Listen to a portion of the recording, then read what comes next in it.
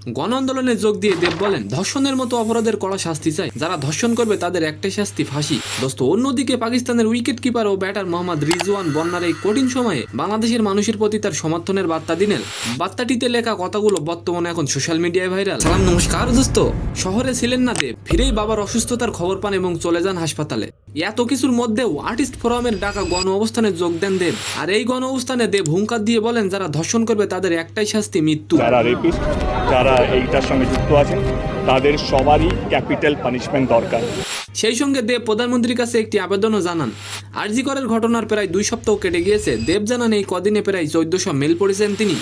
এত বড় আন্দোলন হচ্ছে, অপরাধীর ভয় লাগছে না? আমরা কোন দেশে বাস করছি? এমন প্রশ্ন করেন দেব। দেবের খাদান সিনেমার টিজার প্রকাশ পেছানো হয় এই আরজি কারের কাণ্ডের ঘটনার জন্য। দেব চান ভারতবর্ষের প্রত্যেক মেয়ে যেন রাত 10টার পরে নিশ্চিন্তে রাস্তায় বের হতে পারে, তবেই এই আন্দোলন সার্থক হবে। শেষে দেব বলেন, কোনো ধর্ষককারী যদি ধর্ষণ করে তবে তার 1 মাসের মধ্যে ক্যাপিটাল পানিশমেন্ট দিতে হবে। দোস্ত, অন্যদিকে ভারতের উজান থেকে নেমে আসায় বন্যায় 12টি জেলা তীব্রভাবে ক্ষতিগ্রস্ত হয়েছে। বাংলাদেশের এই কঠিন সময়ে বাংলাদেশের বানভাসী মানুষের পাশে দাঁড়ালেন পাকিস্তানের ক্রিকেটার মোহাম্মদ রিজওয়ান তার এক্স হ্যান্ডেলে বন্যার কিছু ছবি শেয়ার করে বাংলায় লিখেছেন, আমরা আপনাদের পাশে আছি। এবং ইংরেজিতে একটি বানভাসী মানুষের উদ্দেশ্যে বলেন, আমার সমবেদনা বাংলাদেশের জনগণের প্রতি, যারা এই বন্যায় সংগ্রাম করে বেঁচে আছেন। আমরা আপনাদের পাশে সবসময় আছি। তো সম্মানিত দর্শক, আজকের ভিডিওটি কেমন লাগলো অবশ্যই কমেন্ট বক্সে জানাবেন। আর ভিডিওটি যদি ভালো লাগে অবশ্যই একটি লাইক দিয়ে আমাদের চ্যানেলটিকে সাবস্ক্রাইব করে দিবেন। ধন্যবাদ।